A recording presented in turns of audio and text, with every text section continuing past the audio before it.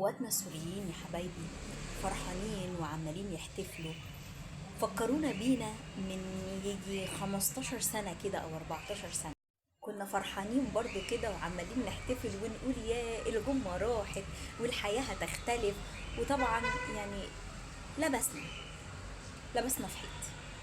فهتلاقي يا قلبي المصريين ما مش عارفين يباركوا أو مش عارفين يقولوا لهم مبروك، عشان احنا جايين من المستقبل، احنا عدينا بكل الحاجات اللي انتوا عديتوا بيها دي، وعارفين اللي هيحصل. فهتلاقينا مش فرحانين لكم، احنا زعلانين عليكم، عارفين اللي هيحصل، عارفين المستقبل فيه ايه.